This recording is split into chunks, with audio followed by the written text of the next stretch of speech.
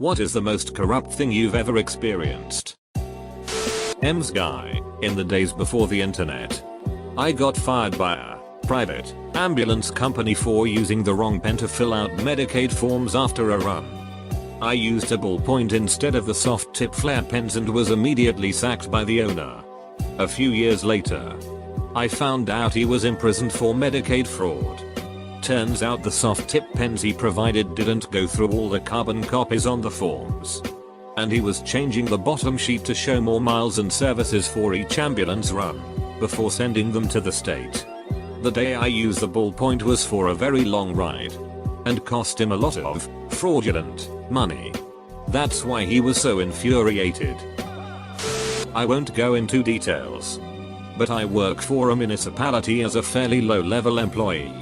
I've been offered bribes on a number of occasions to let things slide here and there. All very tempting, but I like my job too much to risk it for $20 or so. Long story short, the biggest bribe I have been offered is $1,000. I reported it to my supervisor and his response was, "Duck dude, why didn't you take it?" I sure as hell would have. But we filed an official report. Didn't go anywhere as I didn't know the name of the people. Makes me wonder what else is going on that I don't know about. When I was getting food at food banks, the employees and volunteers would take the best quality, tastiest food for themselves or their friends. Realizing that I was the only one who wasn't stealing from the company. Used to work in the department. And over time I noticed that things were going missing. Replace a bunch of monitors in a lab. Then a few weeks later notice all the old ones are back. What happened to the ones I just delivered? We don't have nearly as many of something in stock as it says on our shipping receipt. And why are we always out of service kits for the copy machines? Yeah. All of that was going on eBay or Craigslist or somewhere else. Didn't realize it for years. Maybe I'm just really oblivious. But the whole department was in on this. My wife and I bought a house. The landlord wanted access to the apartment we were living in the meantime so he could renovate it and sell it at an exorbitant price. We told him multiple times that we were going to keep and maintain the apartment to the end of our lease, only had 23 days left. And that we were going to clean it. etc. Like normal. He didn't like that. So he performed an illegal lockout. Then charged us a $750 cleaning fee saying we left it a mess. The entire $1,900 rent for the last month and attempted to keep our $1,900 security deposit. What he didn't know is I'm not one of these uninformed foreigners he's used to threatening. I live in Nick in Bensonhurst, which has a heavy Russian, Pole, Italian and Chinese immigrant population. I know the law damn well. So I went to the apartment and recorded him in the act of locking me out. I'm big black dude, so I was showing restraint by not manhandling him since I'd immediately be found at fault. Then I gathered every ounce of proof I could. Built a case and sued his ass. We also hit him with 311 hazard reports and he got charged a shit ton for repairs. Lead, it was one spot in the closet. But he was still charged. After about 2 months of back and forth, he acquiesced and settled out of court, giving us back the full last month and full security without charging us the cleaning fee. Know the law, people. Don't let anyone try to pull one over on you. Had a friend who taught at a ritzy private school. Parents there pretty much bought grades. Raffle for a jet ski at a local carnival sponsoring the local volunteer fire adept. When they called the winner of the jet ski, I was standing right behind the guy who drew the ticket. When the ticket was drawn, he called a completely different name than was on the ticket.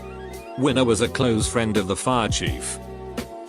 Not sure how much I've experienced this, but gerrymandering is the most blatantly corrupt thing I can think of. It's not under the table. It's in plain daylight. And somehow they get away with it unquestioned. I guess I'm lucky, because this wasn't that bad. My friend and I were traveling from one shitty former Soviet republic to another by train.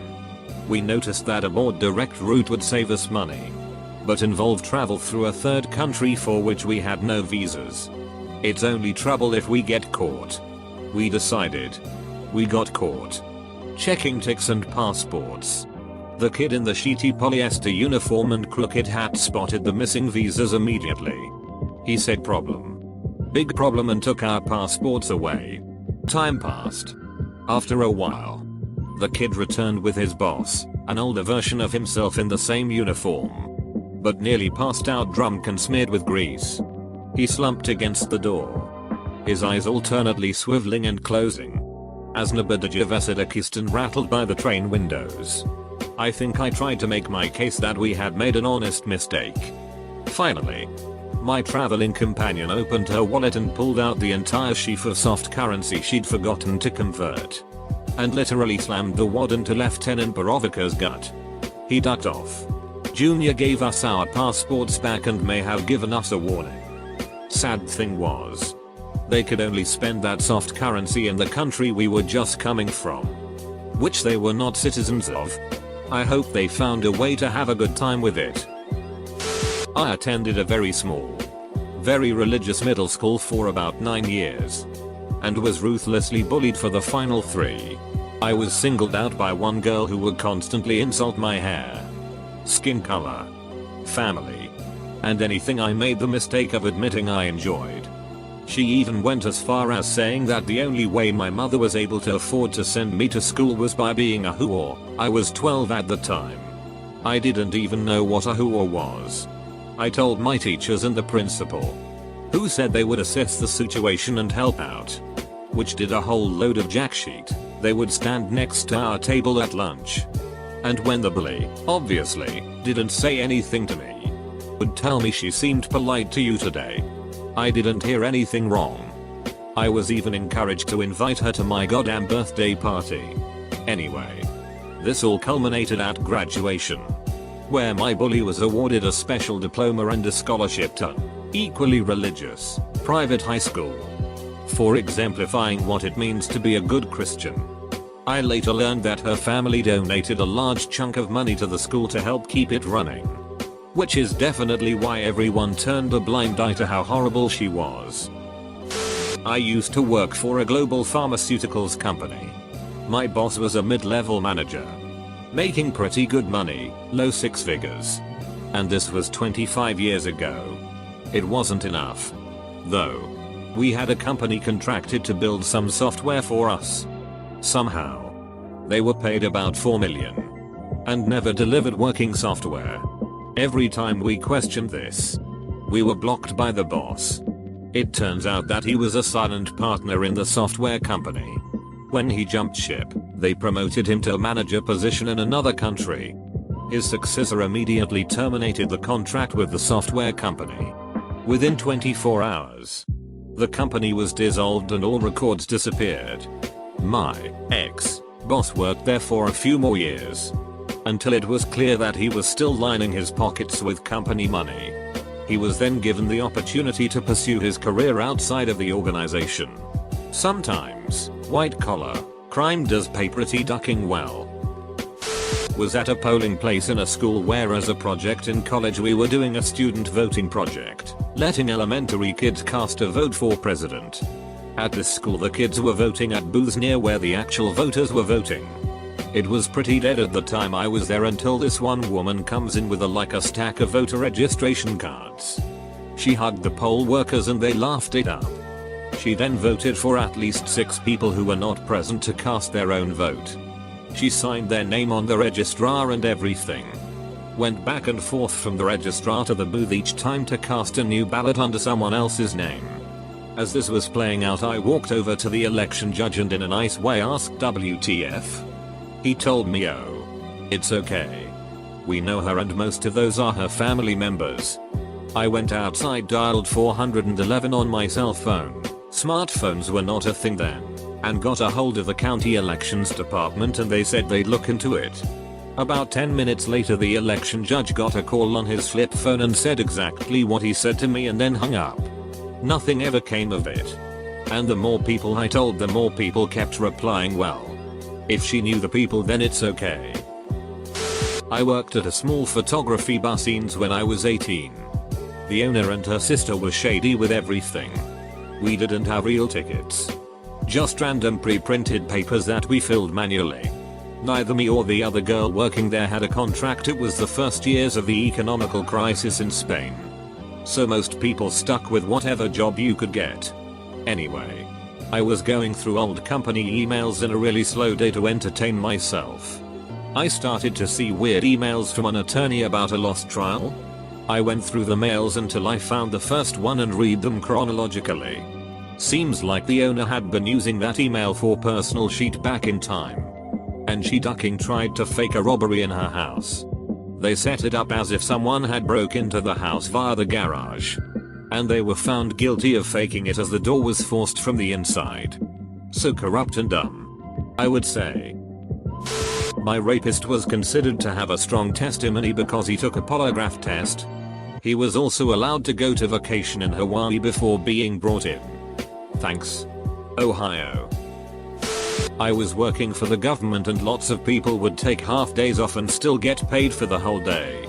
My boss would often come dressed in his golf outfit only to disappear after lunch.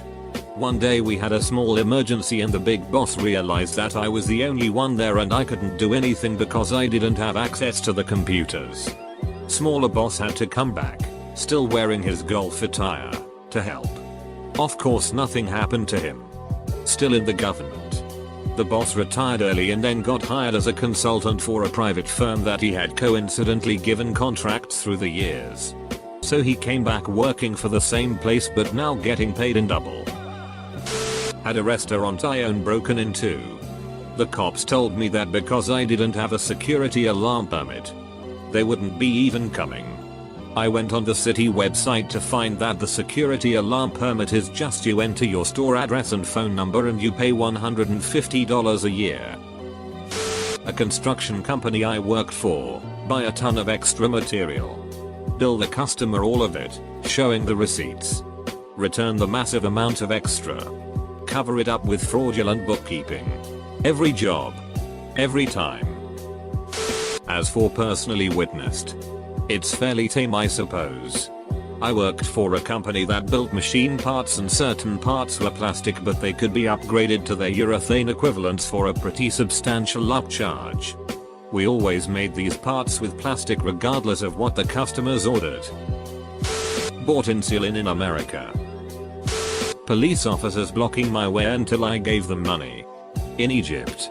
It was 10 years ago. I was the last one of our group coming back from some viewing platform at the Pyramid of Saqqara and they just blocked the stairs and extended their hands in front of me. I had to bribe them to be able to descend the stairs and go back to the group. When you think these people are there to protect the tourists, it's kinda baffling. At least they were cheap, a few euros each. I watched an underqualified person who was ABD, completed a PhD but had not defended it, with 0 publications and no postdoc get a tenure track job at a major Canadian university. They were a gay ethnic minority from a good Ivy League PhD program so the hiring committee rejected at least 80 more qualified applicants. I was a grad student observer on the committee but to this day I think it was so corrupt. When I was a senior in high school, we had a senior party after graduation and our parent group had raised tens of thousands of dollars for a raffle at the end of the party. The person in charge of the raffle had a son in my grade. Their foreign exchange student won a brand new MacBook Pro and her son won the grand prize of $1,500 cash. I walked out with a $5 gift card to an ice cream shop that had gone under a few weeks prior. Duck that sheet. I was pulled over, arrested, and charged with a DWI by a cop I declined to date about a month earlier. Plot twist, I was sober. I represented myself in court and, surprise, the charges were dropped. It was when I worked for a temp agency. It was not one big issue, but many little problems that worked on each other. They required a urine test, handled in-house, for all employees. They would ask if the prospective employee could pass a drug test. If they said no or were uncertain, the temp agency would then bypass the test and mark off as if they had passed. After being hired, the temp agency was outright abusive. If you didn't show up to be sent home, it would be considered a no-call no-show. The waiting area was outside. Lots of fun in winter. If you called in sick or left work due to being sick, the temp agency would remove your name from the list for 2-3 weeks. This included if you had a doctor's note. The agency and the company that hired the agency would hire temps to full-time after a 90-day trial period if they worked enough hours. However, the temp agency would remove people from the list for prolonged periods of time, so this limit was never met and you'd have to start over. The agency was also responsible for training the employees. This training consisted of them walking around with a contract telling people to hurry up and sign this. When trying to read what I was signing, I was threatened with being sent home and thus taken off the list. For a few months, the bathrooms were padlocked shut. You had to go to the office and check out the key to use it. Only one person was allowed in the bathroom at a time. The bathrooms were designed to handle about 4 people each at a time. If you injured yourself at work, your name would be taken off the list, but as before, you still had to show up. One lady threw out her bag. They didn't report it and said she either had to work or be fired. They put her name on the list, effectively forcing an injured person to work. When she complained about not being able to lift anything, they had her stand outside holding a sign that said "Now hiring." This was second shift, 4 PM to 12 AM, and winter, well below freezing. The building's location was in a very small industrial park surrounded by fields, windy and no traffic. Last I heard, she had pressed charges for abusive treatment. If anyone complained about the shitty treatment, the temp agency would say, "I guess we can start drug testing everyone." Most employees would shut up at that point due to their hiring practices. While in my last few weeks there, one of the temp agency employees, not the temps but the agency's actual employee, was fired for embezzlement. Another unceremoniously quit. It was predicted that one was stealing too. One of the remaining employees applied for the now vacant position. She was told that she didn't meet the requirements for the job. The agency hired someone new, and then they told the lady who wanted the job to train the new person for that job. She rightly walked off. Whenever someone asks me about that place, I tell them it is a shithole and to only apply if they physically cannot acquire any other means of income. My university makes us buy a public speaking textbook, published by the university, and tear rubrics out of it. Your grades are penalized if you don't turn in the rubric torn out of the book for the teacher to mark your grade on. This ensures that you can't resell your book, so the next class has to buy brand new books. All the while, the university is putting up signs about why you should recycle. Not big compared to some others here, but I'm still salty about it. Edit. Update. I've just received an email to inform me that access to the building with the computer labs running expensive software we're required to use for homework is a privilege, not a guaranteed right. An old friend of mine got a job working for a church-based charity. They would accept household donations and sell them in a thrift store they had set up to raise funds for the needy. His job was to drive around in a cube van, pick up the donated items and deliver them to the charity. He openly bragged about picking the best items for himself and would drop them off at his house before delivering the rest of the items to the charity. I called him out on it and told him it was a bad idea, seeing as his cousin and 2 aunts worked there, and put in a good word for him to get hired.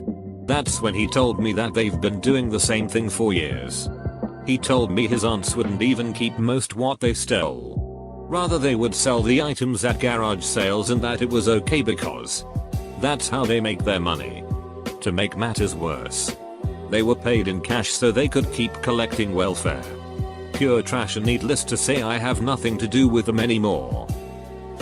Once, while working as a night shift cashier at a store, my supervisor randomly told me to take a break and that he'd take over the register for me. I was just happy to sit down and went to the break room while he made small talk with a customer he seemed to know. I thought nothing of it and finished my shift as usual. The next day, the store manager called me into his office and fired me. I was flabbergasted. He said that I gave a 99% discount on over $150 worth of merchandise last night. I told him that I didn't, and couldn't without supervisor approval anyway. They had to enter their unique code to give discounts. I was fired because it was my register and my supervisor kept his job. I used to work at a non-profit that provided financial education to middle school and high school students, achievement of juniors.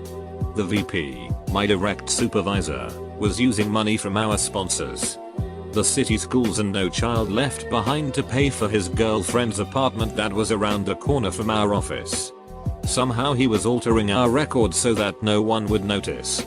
Side note, although this sounds like bullshit, his wife had cancer. I work for a non-profit faith-based drug alcohol rehab.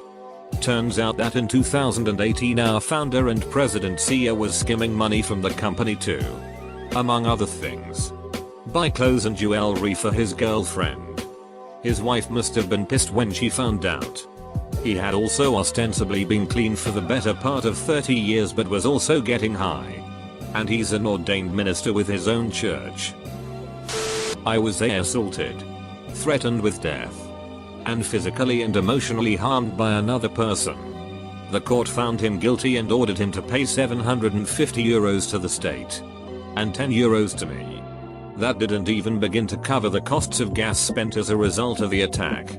I've never trusted the justice system since. Especially as I still freeze up every few months with nightmarish recollection what if daydreams. Edit, just as an addition, we had extensive proof of his volatile personality, a breach of contract, and threats. None of it was taken seriously. I dated a coworker and at some point it turned out she had a boyfriend. Apparently she just had a rough time with him and I just so happened to be kind of attractive to her and gave her the attention she's been missing out. After I found out and backed off, the two suddenly got closer again and she told me she couldn't believe that she was dumb enough to almost leave that wonderful man for me. To which I replied something along the lines of, and I can't believe I was dumb enough to ignore the red flags. We never exchanged a single word after that. On my next shift I got called into my boss's office. He told me that she claimed I was stalking and threatening her, and that she was trembling in fear because we had the same shift that day. She even cried in front of him. I was completely baffled and started to tell him what happened. I even showed him the my chat and call logs.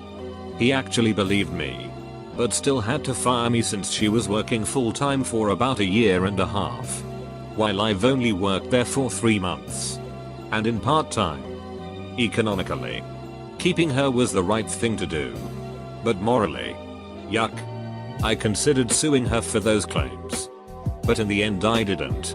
The whole crew ignored her best they could after that.